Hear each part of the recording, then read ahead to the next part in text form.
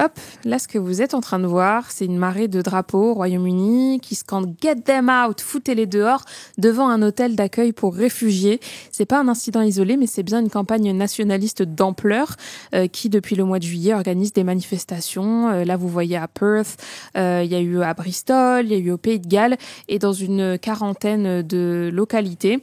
Sur ces images, ces manifestants sont accompagnés, on va dire, de contre-manifs, c'est ce que vous voyez là, qui, pour le coup, parlent d'humanité, d'arrêter la haine et qui sont plutôt pour l'accueil digne des réfugiés dans les hôtels asylum. Qu'est-ce que c'est un hôtel asylum, vous allez me dire.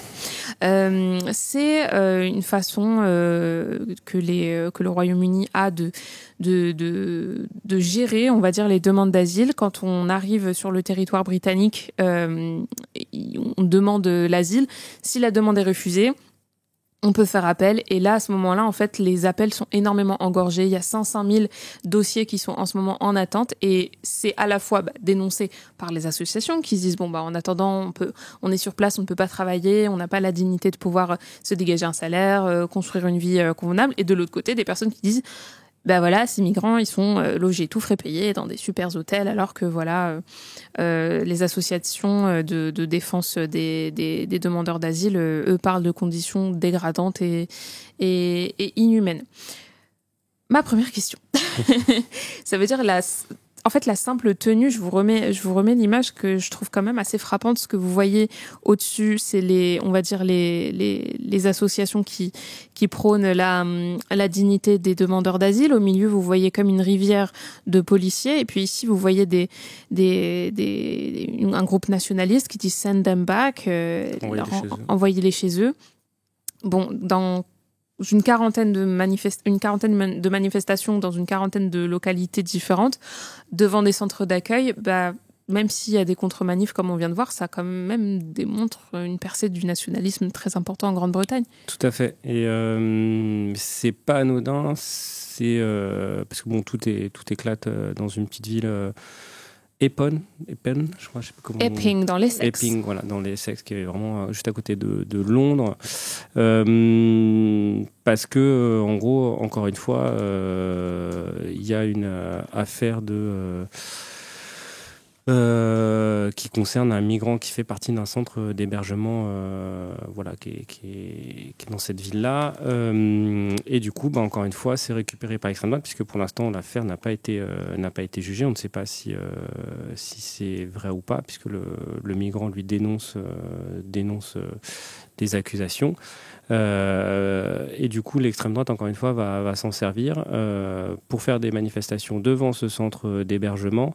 Ça va durer plusieurs semaines. Ça gagne finalement plusieurs villes d'Angleterre, puisque c'est bien organisé avec différents courants, mais ça, on y reviendra peut-être plus en amont tout à l'heure. Différents courants à l'intérieur de la Grande-Bretagne, maintenant, qui sont bien organisés, justement. Et on voit que ce mouvement prend de plus en plus d'ampleur.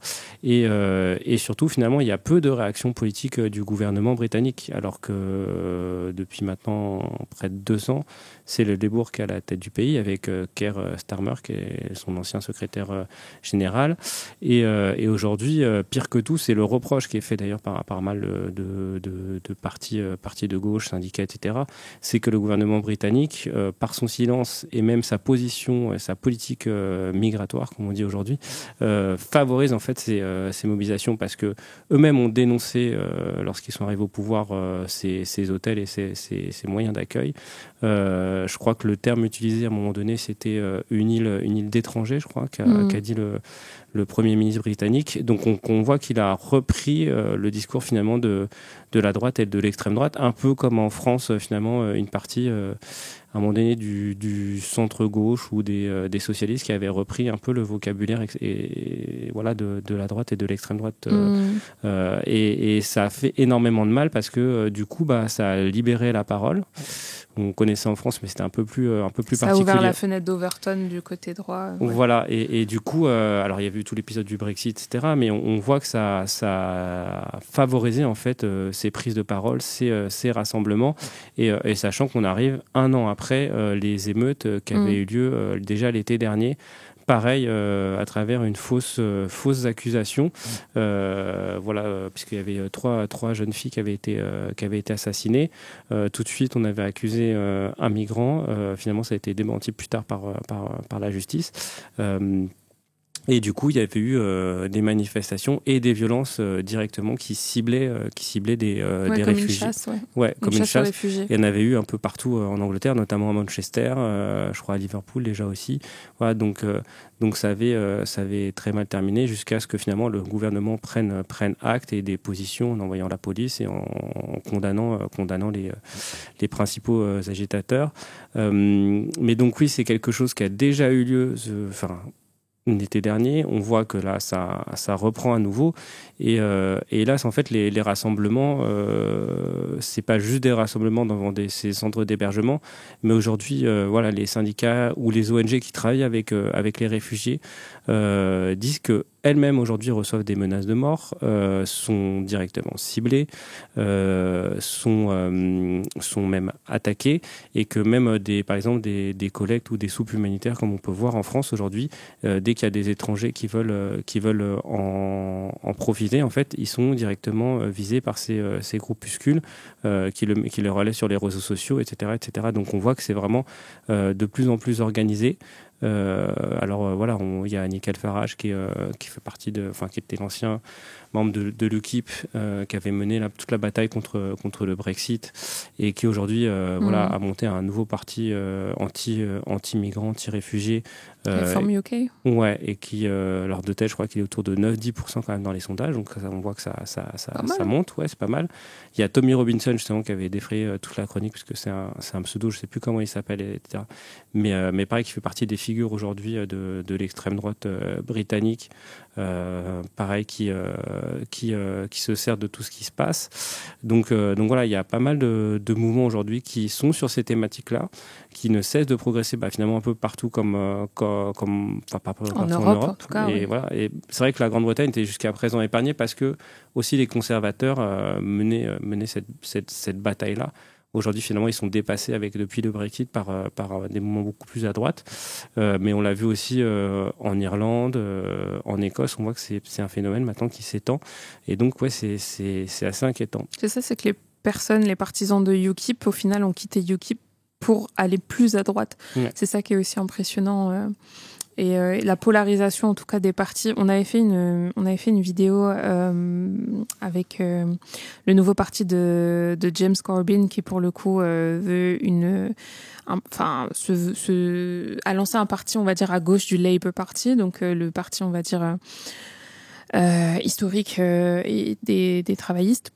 Et on a vraiment l'impression que voilà, ceux qui étaient un peu au centre-gauche se sont un peu déportés encore plus sur la gauche. Ceux qui étaient un peu au centre-droit se sont déportés encore un peu plus sur la droite. Et il y a une vraie polarisation. Et c'est aussi ce qui se manifeste dans les images qu'on vient de voir. Donc on a parlé un petit peu de la façon dont s'organise l'extrême droite britannique aujourd'hui. On a parlé de Reform UK, de UKIP. Il y a Britain First aussi, qui est une organisation d'extrême droite ultranationaliste et ouvertement anti-islam et qui se présente comme telle et qui est présente aussi dans ces manifestations. Ouais, et c'est pour ça, c'est que maintenant ils arrivent vraiment à se structurer. Je pense que l'expérience Brexit et finalement tout ce que ça avait réveillé à ce moment-là, parce que il y a aussi l'impact des politiques d'ailleurs qui ont été menées aussi bien par le Labour ou ensuite par les conservateurs, et à nouveau finalement par un Labour finalement plus libéral que ne l'avait été la période Corbyn, même s'il n'était pas au pouvoir, mais sur toute la politique économique et sociale, c'est-à-dire d'austérité, de coupe dans les budgets publics, pareil sur les politiques de santé ou sur l'accès aux soins. Au final, toutes ces politiques-là créent de la précarité, et que du coup forcément, comme chez nous, on va blâmer finalement l'étranger ou le réfugié qui, lui, bénéficie soi-disant d'accueil dans un hôtel, alors que eux ne peuvent pas accéder, par exemple, à des centres de soins ou d'autres choses comme ça. Donc on voit que c'est vraiment aussi sur les politiques sociales et économiques se cristallisent aujourd'hui ces partis-là et donnent leurs réponses qui sont loin des nôtres. Hélas, il n'y a pas de réponse, on va dire, de gauche aujourd'hui à la terre et normalement d'un gouvernement britannique qui émane du Labour. Et c'est plus là où aujourd'hui les organisations et les syndicats les ont directement interpellés. Je crois qu'il y avait eu plus de 200 associations, organisations, syndicats qui ont écrit une lettre il y a quelques semaines justement pour les appeler aujourd'hui à faire front politiquement. Parce qu'ils disent on ne peut plus continuer comme ça, il faut qu'il y ait des réponses aujourd'hui fortes face à ces menaces. On nous dit, c'est Fanfoinillois qui nous dit le harcèlement, les menaces via les réseaux sociaux semblent être un sujet peu traité politiquement, mais pourtant il me semble que c'est une expression antidémocratique qui prend de l'ampleur. Est-ce qu'il y a eu des législations d'ampleur sur ce sujet quelque part? Je pense que même là, vu qu'ils sont devant carrément les établissements, il s'agit de faire pression sur les personnes qui vont y travailler. Ouais. Et il s'agit même d'une pression qui est physique. Là, pour le coup, effectivement, c'est un peu sur les réseaux sociaux, allez, rendez-vous tous là-bas.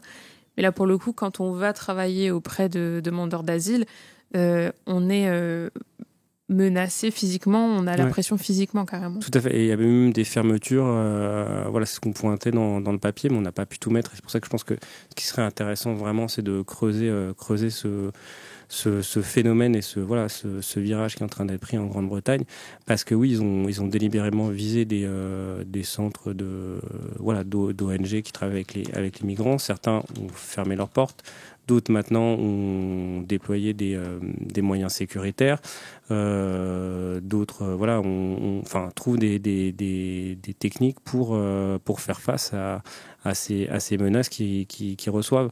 Donc oui, c'est un phénomène qui est inquiétant parce qu'il est structuré et organisé et que ça vise, on le voit, de nombreuses villes en Angleterre. L'autre phénomène qui est parallèle, je crois que c'était la BBC qui avait fait tout un reportage dessus aussi, on voit dans toutes ces manifestations, c'est les drapeaux qui sont mis en avant de l'Union Jack. L'Union Jack, c'est le mix entre les drapeaux anglais, donc la croix rouge du milieu.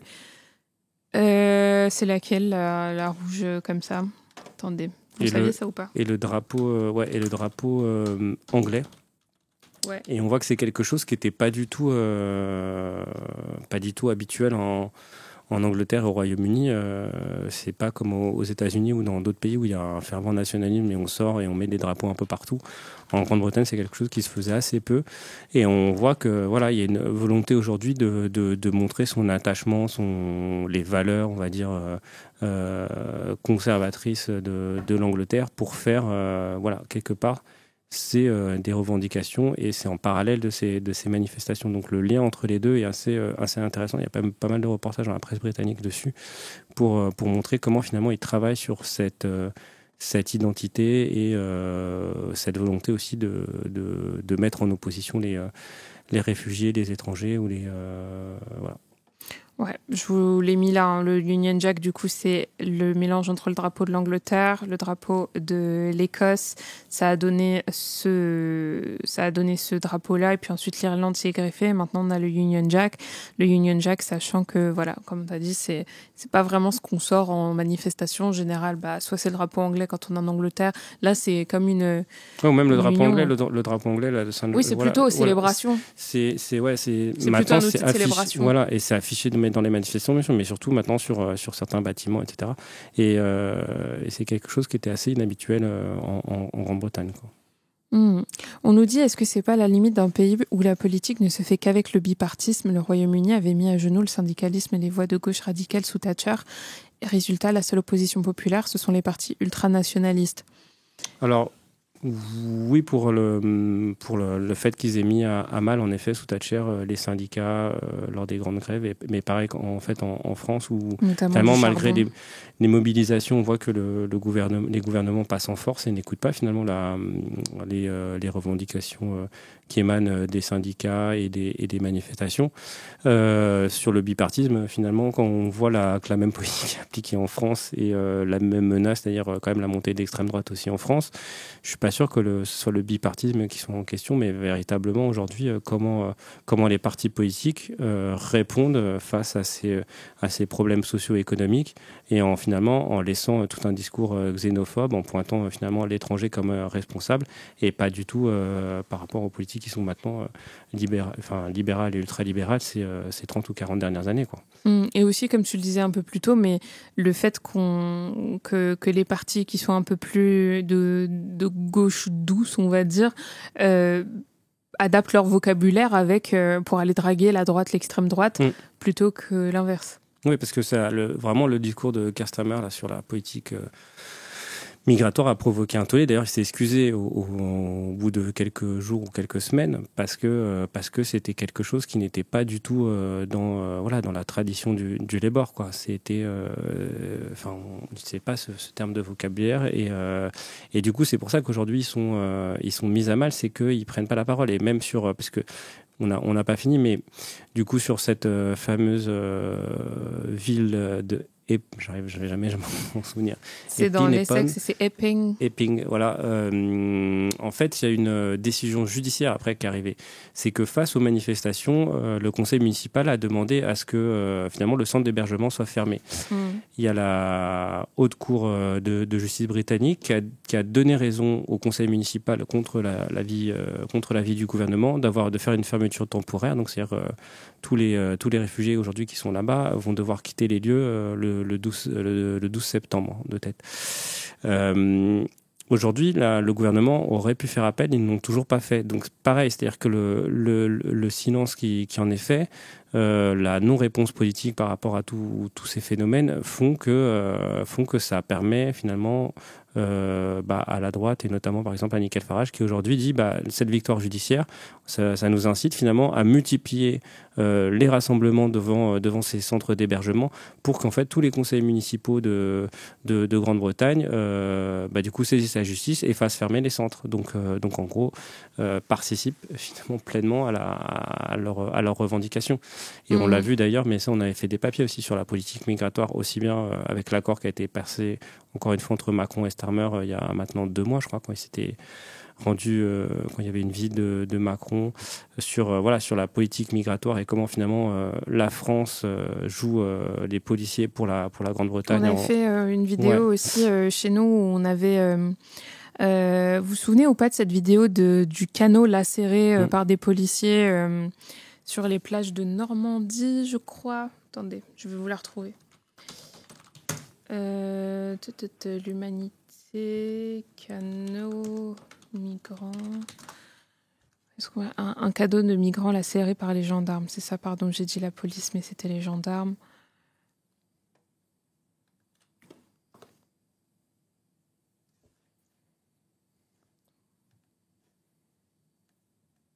Alors, je sais pas si vous entendez le son. Non. 5 minutes avant cette vidéo, les forces de police étaient présentes sur place, les ont laissés monter sur l'embarcation pour intervenir ensuite et lacérer le bateau. Mais nous, ça nous questionne quant à l'utilité de ces images. Est-ce que c'était pas un montage pour venir appuyer une certaine communication des personnes qui ont été victimes de cette lacération? Elles nous ont dit, de toute façon, j'ai pas d'autre choix, je vais retenter plus tard. Une fois qu'elles ont été empêchées de traverser, elles sont parfois totalement trempées, et il n'y a aucune prise en charge non plus institutionnelle. Ça revient à la charge d'associations non mandatées d'alerter la préfecture, la police qui se renvoie la balle. Ces images arrivent dans un moment où de nombreuses conversations ont été lancées par le gouvernement britannique et français sur un changement de doctrine. Le nombre de personnes décédées a drastiquement augmenté, même a explosé.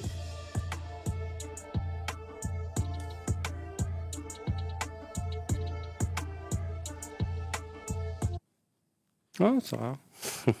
Oui, c'est moi. C'est pour ça que je le sais. Je crois que j'avais fait l'interview du monsieur et Aliénor avait fait le montage. Donc voilà. Et si je me souviens bien, les gendarmes s'étaient défendus en disant que c'était pour éviter qu'ils meurent dans la Manche. La vérité, c'est que la Manche est un cimetière où des personnes se noient quotidiennement, etc. Mais comme il est dit dans cette petite interview, voilà, les personnes qui ont été mises à l'eau pour éviter leur départ avaient prévu de retenter le lendemain aussi. Donc c'est aussi la difficulté de ce type d'opération et surtout le fait que la France fasse barrière et que ce soit la responsabilité des gendarmes français d'éviter le départ sur nos plages. C'est ça que tu voulais dire, c'est pour ça que je me suis permise de mettre la vidéo. C'était pour appuyer ton propos. Ouais. Mais de toute façon, voilà, après, ça fait partie des politiques aussi européennes. On sait que voilà, là, en Méditerranée, il y a exactement les mêmes politiques anti-réfugiés avec ce qu'on appelle des pushbacks, des politiques où en fait, on repousse à chaque fois les réfugiés qui tentent de pénétrer sur le sol européen en faisant pareil des milliers de victimes chaque année et que ça coûte plusieurs milliards de dollars, toutes ces politiques, alors qu'il y aura peut-être d'autres moyens de s'en sortir. On a pas mal de façon interrogé les organisations d'aide aux réfugiés, mais aussi des politiques européennes sur comment finalement sortir de ce cercle vicieux de toujours cette course à l'ultra sécuritaire, alors qu'il y a peut-être d'autres projets qui sont possibles.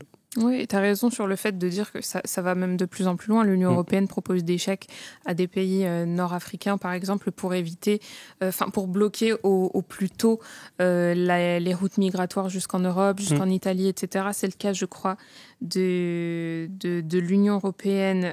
Ursula von der Leyen avait signé un accord avec l'Égypte pour que l'Égypte s'occupe de la crise des réfugiés soudanais. Et avant, il y a quelques années, il y avait des accords pour que les Soudanais qui voulaient étudier, se soigner, etc., puissent le faire en Égypte. Mais le fait est que la réalisation de ce contrat-là fait qu'on a renvoyé des Soudanais sous les bombes. Et là, pour le coup, c'est une violation de leur droit d'asile. Ils avaient le droit d'aller jusque-là. Mais et puis ça veut aussi dire qu'il y a des migrants qui ont été renvoyés à la frontière au Sahara parce que des pays acceptent de l'argent de l'UE pour bloquer, on va dire, les routes migratoires. Comme la Turquie il y a une dizaine d'années, à chaque fois c'est des partenariats. En effet, tu as cité la Libye, du temps de Kadhafi aussi, pareil, on avait passé des partenariats. Donc on voit que c'est des choses qui existent au lieu de peut-être de penser d'autres choses, c'est-à-dire comment faire favoriser le développement de ces pays-là ou comment stopper justement des conflits pour éviter que ces personnes-là se retrouvent à devoir être sur les routes.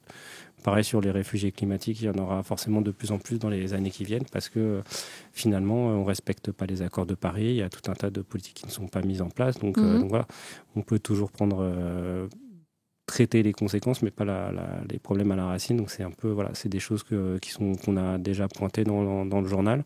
Ça a même fait des pages débat et d'autres. Donc non, c'est pour ça que je pense qu'il y a plein d'autres perspectives, hélas, que cette politique ultra-sécuritaire et en plus qui donne aujourd'hui de plus en plus de voix à des mouvements nationalistes et xénophobes.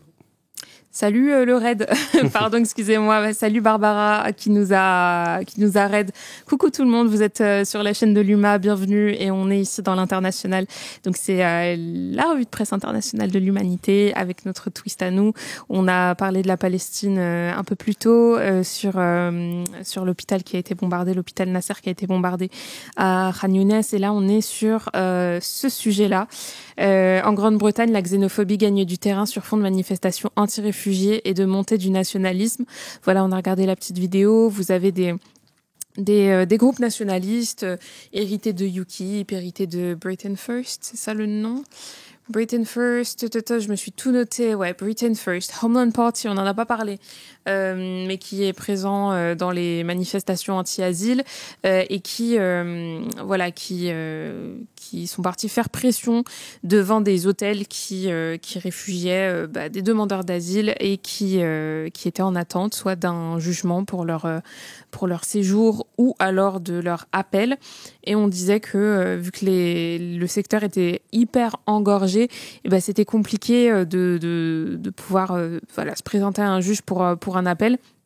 En ce moment, il y a 50 000 dossiers qui sont engorgés dans les tuyaux. Donc, c'est le super fun. Bienvenue chez nous. Waouh, on a eu un deuxième raid, c'est ça? Coucou. Salut. Qui êtes-vous? Présentez-vous, en fait. Qui êtes-vous? Présentez-vous. D'où est-ce que vous nous suivez? Salut tout le monde. Hello, hello. Eh ben, écoutez, on a full raid aujourd'hui. C'est la première fois qu'on fait cette émission internationale l'après-midi. Donc c'est super cool. Encore une fois, salut. On nous dit salut Luma. On nous dit l'âme de Jaurès chante avec nous. Il chante le pacifisme. Coucou. Ça me fait plaisir que vous soyez là. Dites-nous si vous êtes des nouveaux. Bonjour en direct de Hugo au Perchoir. Salut Hugo au Perchoir. Merci. Donc voilà, on était en train de discuter, encore une fois, désolée, je viens de l'expliquer, mais on était en train de discuter de cet article que les modératrices, si vous avez la gentillesse de remettre dans le chat. En Grande-Bretagne, la xénophobie gagne du terrain sur fond de manifestations anti-réfugiés, montée du nationalisme. Est-ce que vous voulez qu'on vous remette le petit reportage de la BBC tout à l'heure? J'étais en train de parler dessus, alors c'était peut-être pas forcément très agréable d'entendre ma voix. Je vais vous remettre la vidéo, comme ça vous saurez un petit peu de quoi on parle. Pour les nouveaux qui viennent d'arriver. Donc là, vous avez des manifestations anti-migrants qui se sont tenues à Liverpool, à Perth. J'espère que je l'ai bien prononcé, mais comme vous voyez. Et là, vous avez la contre-manifestation. Donc des personnes qui sont... En fait, je suis en train de vous montrer, mais vous le voyez pas du tout. Voilà, je vous remets en arrière. Donc voilà.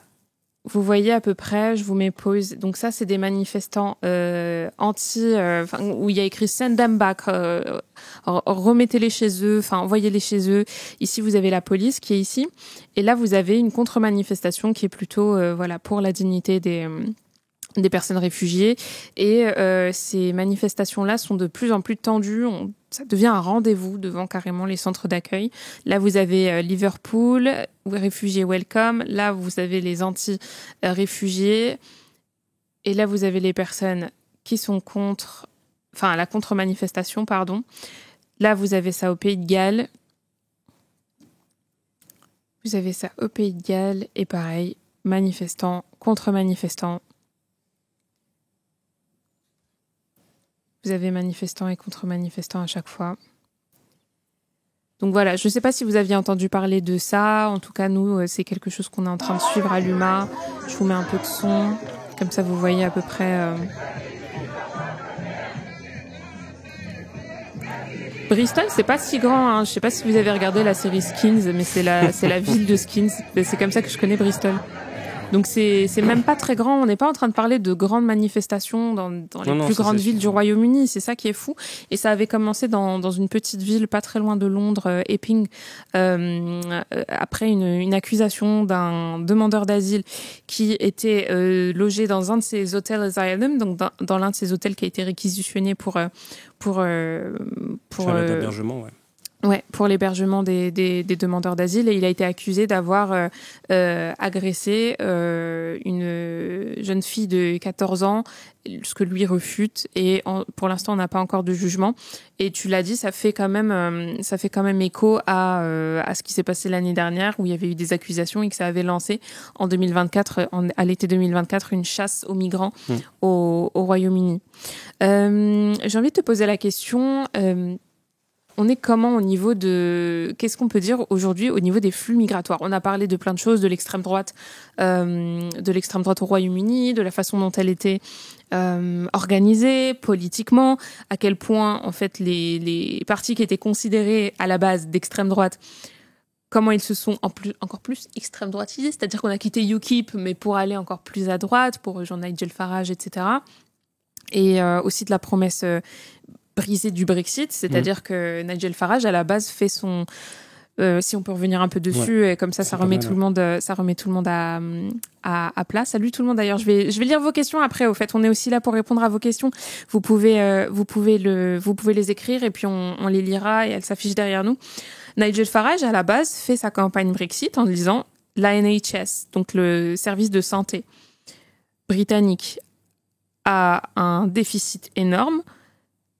Le UK, la Grande-Bretagne donne tant d'argent à l'Europe. Cet argent qu'on injecte en Europe, remettons-le dans la NHS. Le lendemain, en matinale, il dit finalement c'est pas possible. Le lendemain du Brexit. Et depuis, ouais. Non, mais après c'était vraiment un vrai un débat de toute façon qui secouait l'Angleterre qui était utilisé par les conservateurs sur en gros la relation entre la Grande-Bretagne et l'Union européenne. En gros, c'était finalement, est-ce qu'on a vraiment besoin de l'Union européenne ? Est-ce que finalement c'est pas plus un frein qu'autre chose. Donc les conservateurs systématiquement menaçaient d'un référendum et finalement celui qui a osé le faire, c'est David Cameron, parce que en disant comme ça au moins il était au plus mal politiquement, ça va redonner un coup de boost politique à son mandat. Au final, finalement c'est pas lui qui en a récolté les fruits, mais Boris Johnson, puisque c'était lui qui avait mené la campagne justement sur le Brexit. Vous vous souvenez de Boris Johnson, qui était, ancien maire de Londres, ancien journaliste et qui aurait un peu un premier Trump avant l'heure, parce qu'il balançait tout et n'importe quoi.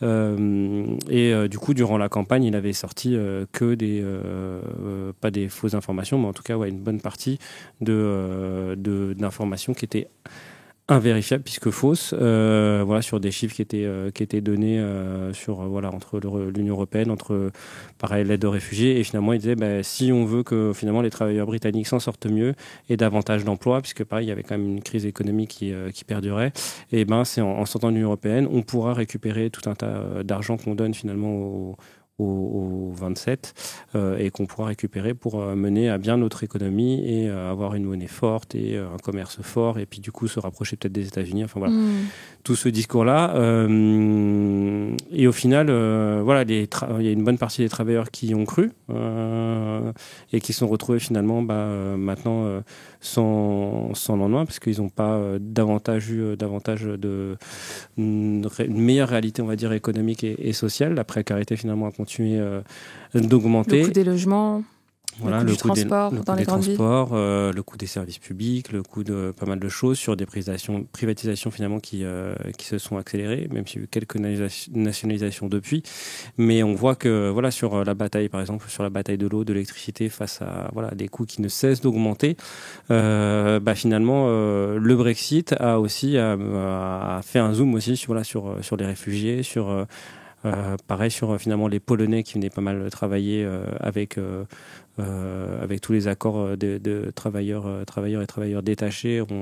À l'époque, ils avaient pointé aussi les travailleurs polonais ou de l'Est qui venaient en Grande-Bretagne. Donc on voit, c'est des choses détachés. On en avait parlé aussi en France. Tout à fait. C'était un débat des années. C'était pendant les différents traités de Lisbonne et autres, et puis pendant les européennes aussi, c'était ressorti pendant les différents scrutins. Donc voilà, et c'est des thématiques qui ont été menées durant la campagne du Brexit et finalement qui ont perduré, et du coup aujourd'hui on arrive avec finalement des organisations politiques qui sont davantage structurées, en effet, comme je dis, encore plus à droite que le parti conservateur, encore plus à droite que le UKIP. Et aujourd'hui, on voit que ça fonctionne. Il y a Stan, Why You So Mad? Stan, Why You So Mad? Ça me fait penser à Eminem, c'est ça? La ref, qui nous demande, est-ce qu'il y a des communistes en Angleterre? Stan, tu n'as pas regardé Peaky Blinders? Il y a des communistes en Angleterre. Oui, il y a des communistes, c'est pas le gros du... Non, après il y a pas mal aussi de ce qui s'appelle le socialisme, et version vraiment plus à gauche que nos socialistes à nous. Donc il y a un peu différents, en effet, groupes ou mouvements politiques de gauche, mais surtout il y a des syndicats qui sont quand même assez à gauche en Angleterre, et puis les syndicats ont des gros moyens de pression, et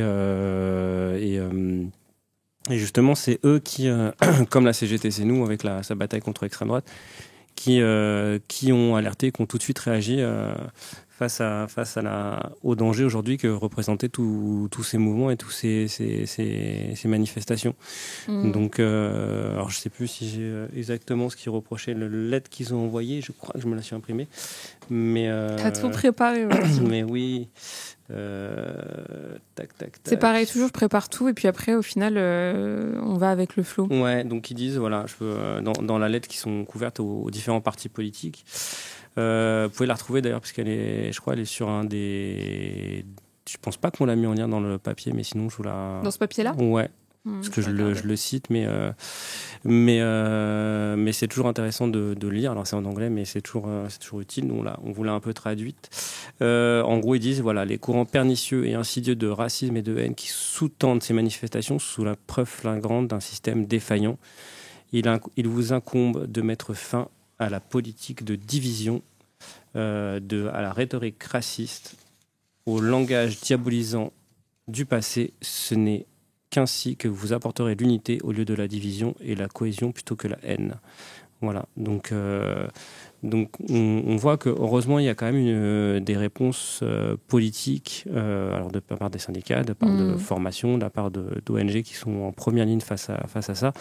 Donc oui, comme en France et ailleurs, il y a quand même une résistance qui s'organise. On l'a vu avec les contre-manifestations d'ailleurs. C'était le premier week-end où il y en avait autant. Donc il y a de l'espoir, mais ce qui est un peu déprimant, c'est qu'on a l'impression que le phénomène finalement est global et à chaque fois se nourrit des mêmes problèmes et avec parfois des partis plutôt de gauche ou on va dire de centre-gauche qui ne répondent pas finalement aux demandes sociales et favorisent ce type de discours. On nous demande si James Corbyn, qui m'a posé la question, c'est Introvertum qui m'a dit il y a Corbyn qui va travailler avec les travaillistes. On le rappelle, on l'avait dit, on avait fait un live là-dessus, mais Jérémy, pourquoi je dis James Corbyn ? James Corbyn, tu sais qui c'est ? C'est le mec qui fait Carpool Karaoke. C'est un animateur télé britannique qui vit en Angleterre et qui son émission en fait il conduit Mariah Carey au travail et du coup il chante avec elle et je mélange les Corbyn, je suis désolée. Jeremy Corbyn qui disait qui a lancé un parti et qui je crois avait 80 000 adhérents dans les heures qui suivaient l'ouverture du parti. Je crois qu'il avait dit qu'il s'était inspiré de Jean-Luc Mélenchon aussi. Enfin, ils avaient eu un échange sur Twitter les deux en faisant le parallèle entre leurs parcours respectifs. Est-ce que pour le coup c'est pas lui qui tire un peu la fenêtre d'Overton vers la gauche en ce moment, et surtout dans un moment aussi tendu qui se vérifie même sur le terrain encore une fois puisque vous voyez, je vous ai dit 80 000, mais il y a écrit in just 3 days, en juste 3 jours, 500 000 personnes ont signé à yourparty.uk. Et après, il faudra voir en effet parce qu'il y a 500 000 qui signent, mais combien il a exactement d'adhérents et combien vont adhérer. Parce qu'il avait fait quand même la même pour justement, on va dire. Davantage porté à gauche le parti du Labour. Il avait créé aussi son propre mouvement à l'intérieur du Labour, où il avait ramené énormément de jeunes au sein de ce parti à la fin de la période Tony Blair, en gros quand tous les libéraux étaient au plus mal au sein du Labour. Il avait tenté en gros cette révolution interne. Il avait créé un grand mouvement et en ayant vraiment en effet un discours on va dire davantage tourné vers le social, la politique, des politiques économiques justement sur la question des nationalisations, sur justement sortir des coupes budgétaires, de l'austérité et du coup il avait eu énormément de jeunes qui avaient rejoint le parti du Labour, mais après voilà des échecs, 2 échecs, mais pas. Il avait perdu, mais il me semble pas de manière énorme à des scrutins nationaux. Du coup, le choix d'une nouvelle direction avait été porté.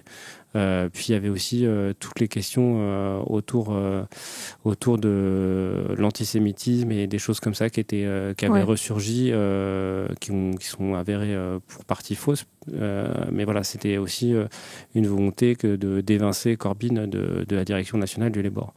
Mais en tout cas, il avait déjà lancé cette tentative de grand mouvement, enfin de rajeunir en tout cas les membres du Labour. Ça avait fonctionné et du coup, il avait pu mener tout ce programme davantage à gauche lorsqu'il était à la tête de cette formation. On nous demande quels sont les prochains scrutins chez nos voisins. Je ne sais pas si tu les as en tête, je suis en train de regarder. Là, ils viennent d'être élus, je crois que c'était un an, 2 ans maximum. Donc, à part, comme d'habitude, si le Labour est au plus mal ou une grosse crise politique, là, ils ont... Pour les 2 prochaines années, c'est encore minimum. Donc, ce que je suis en train de voir sur le Newcastle City Council, 2029, c'est le 15 août 2029, voilà, si tout se passe bien. Voilà, parce que il y a toujours, en Grande-Bretagne, c'est toujours particulier.